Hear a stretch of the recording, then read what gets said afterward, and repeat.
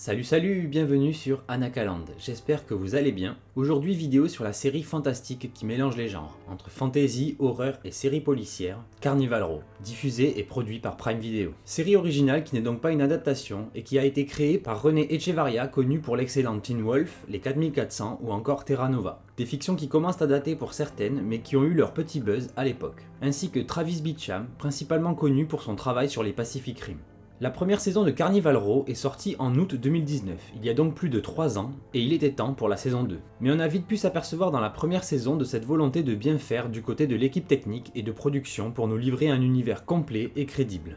Les deux têtes d'affiche, Orlando Bloom et Cara Delevingne, portaient pour beaucoup cette série par leur notoriété respective, mais ici ils font le taf et c'est déjà ça. Et je reviendrai là-dessus plus tard. Alors que la saison 2 qui sera apparemment aussi la dernière vient de débuter, de nouveaux éléments sont intégrés et de nouvelles intrigues se mettent en place. Dites-moi en commentaire si vous avez vu et aimé la première saison, ou sinon pourquoi, et si vous pensez regarder la suivante après toutes ces années d'attente.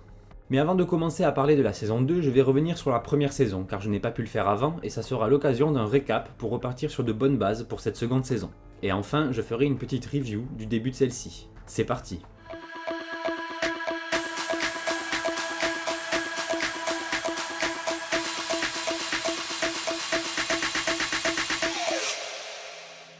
La série nous plonge dans le Burg, sorte de Londres victorienne au cœur de sa révolution industrielle, dans laquelle débarquent depuis des années de nouveaux habitants, des vagues d'immigration issues du royaume féerique déchiré par la guerre, comprenant des fées bien sûr, mais aussi des centaures, des pucks, sortes de faunes, ou encore les petits kobolds. Ainsi, on voit le premier thème de la série apparaître au grand jour, la xénophobie, et le rejet des humains face à ces nouvelles espèces qui viennent prendre leur travail et apportent leurs croyances et cultures, si différentes de la leur.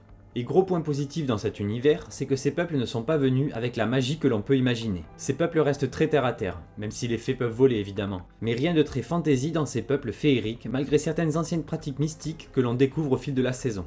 Toutefois, ces peuples semblent bien plus ouverts sur certains sujets. Ce peuple, bien plus ancien que celui des hommes, a refusé de passer par la case industrialisation pour se préserver des travers que cela entraîne.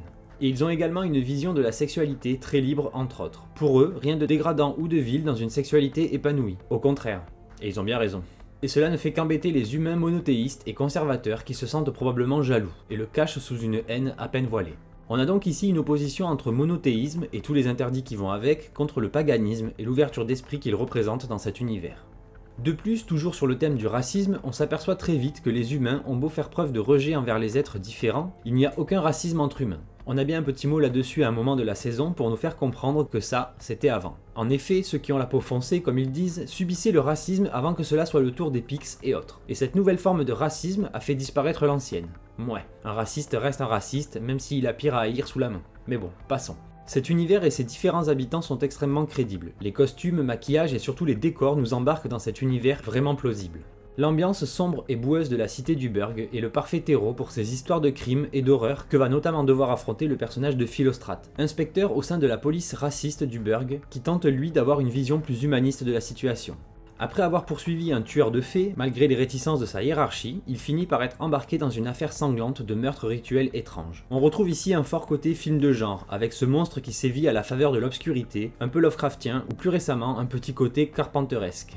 Une importante critique sociale se met également en place alors que l'on suit des personnages issus de deux univers aussi éloignés qu'opposés. D'un côté la plèbe et les migrants qui vivent dans la peur et la misère, et un peu d'esclavage dissimulé aussi, et de l'autre les puissants et les riches qui vivent dans un luxe qui les éloigne des réalités de leur monde. Concernant la contextualisation, on a la chance de voir un épisode flashback dans lequel on retrouve certains des personnages des années plus tôt au cœur de la guerre qui faisait rage sur le continent féerique, alors que le Burg s'est associé aux fées pour combattre le pacte qui souhaite s'emparer de leur monde fertile et riche.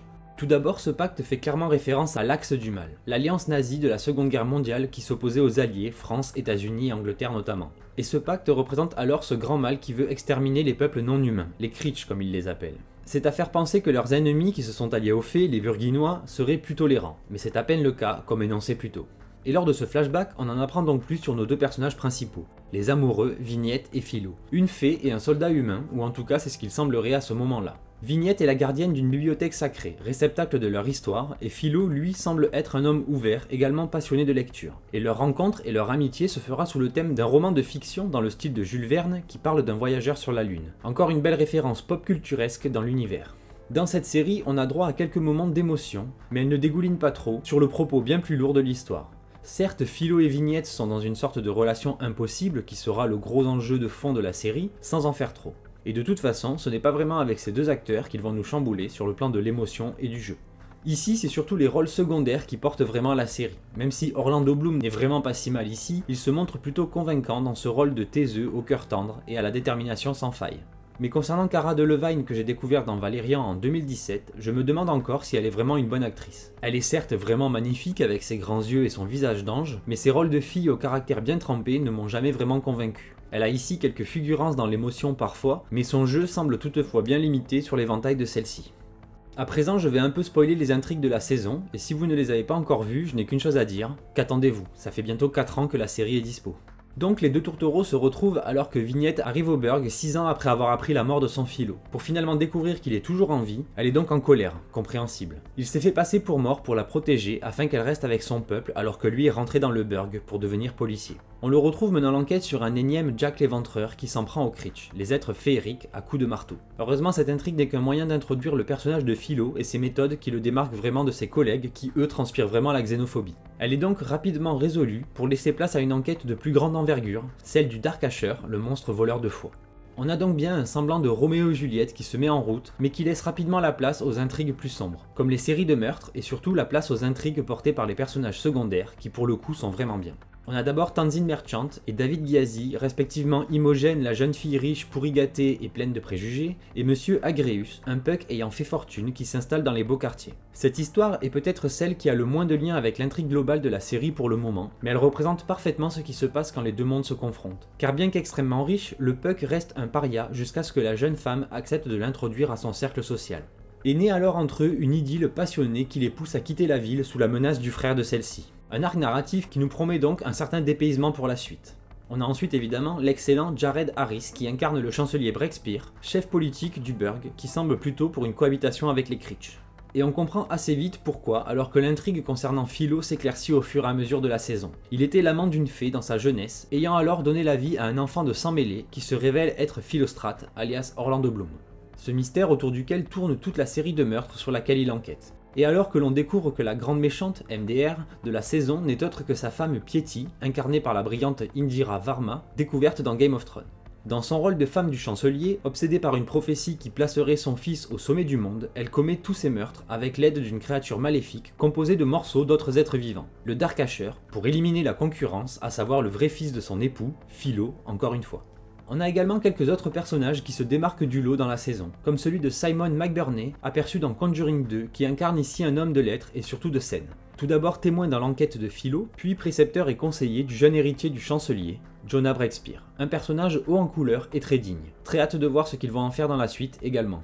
Mais concernant les personnages qui promettent pour la suite, je noterai la Littlefinger en carton qui nous fait même une référence directe à la série Game of Thrones lors d'un discours sur la valeur du chaos. Sophie Longerbane, fille du principal opposant du chancelier, qui se révèle assez tard dans la série comme une grande politicienne, et surtout manipulatrice, le tout correctement exécuté par Caroline Ford. Ce personnage va donc elle aussi prendre sa place lors de la saison 2 après les révélations sur son implication dans le complot contre le chancelier qui a poussé sa femme à provoquer toutes ses morts dans la première saison. La saison se termine alors que tout empire, avant de potentiellement s'améliorer, pour reprendre les mots de Jonah Breakspear. Les Creech sont emprisonnés dans Carnival Row, le quartier malfamé de la ville dans lequel la situation va grandement empirer dans la prochaine saison. Probablement au profit des Corbeaux Noirs, entre autres, qui vont s'éclater dans cette zone de non-droit, entre violence, marché noir et probablement d'autres joyeusetés. Ainsi, on imagine bien Philo devenir un grand homme à la suite de cette deuxième et dernière saison, comme annoncé dans la prophétie qui deviendra un plus grand homme que son père. Réussira-t-il à unifier les peuples vivants dans le Burg, devenant un véritable symbole, lui qui est un sang mêlé.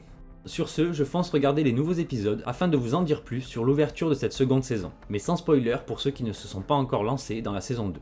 Et donc la saison 2 nous présente bien un Carnival Row devenu un véritable bidonville, sans économie, si ce n'est celle qui est souterraine. Sans aucun toit ni revenu, les êtres féeriques vivent dans la rue et les maladies se multiplient. On retrouve d'ailleurs Vignette qui attaque un train de l'armée avec quelques-uns de ses copains Corbeaux Noirs pour voler des médicaments de la manière la plus pacifique possible. Et de son côté, Philo est dans l'arène à péter la gueule d'un troll et deux autres gars, tout seul. Balèze le mec, il a encore un peu de légolasserie en lui. Mais on apprend qu'il fait tout ça pour aider un ami.